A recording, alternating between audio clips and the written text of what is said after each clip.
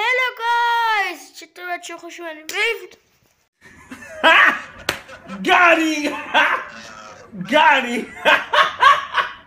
Hello guys! چطور بچه خوش اومدید؟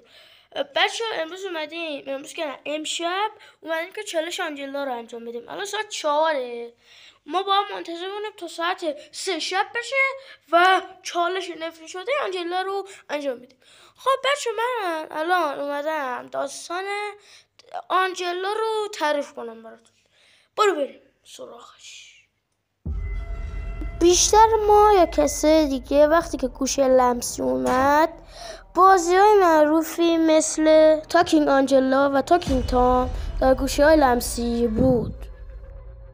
2 گربه بامزه بودن که میتونستیم بهشون غذا بدیم و ما با اونا حرف بزنیم و اونا حرف ما رو تکرار کنن و کارهای دیگه که میتونستیم باشون انجام بدیم. اما در سال 2017 میلادی شایعاتی پیچیده در مورد هکری در چشمان آنجلا وایرال اینترنت شد. آنجلا آری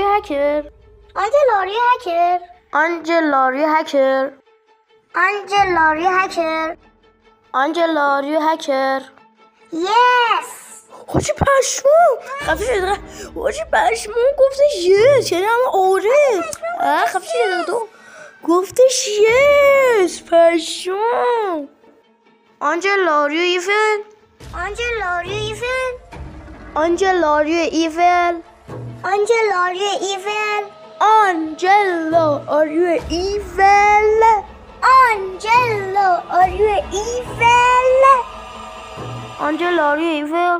Shut up.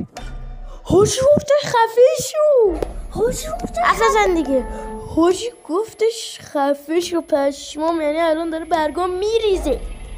بچه من این چالش رو میبندم چون خیلی عجیب بود. یادم سوال داشتم ولی چون عجیب بود دیگه بقیه‌اش رو نگفتم. مرسی که تا آخر ویدیو همراه من بودید. پیس. بچه میخواستم بهتون بگم که این ویدیو فیک بود.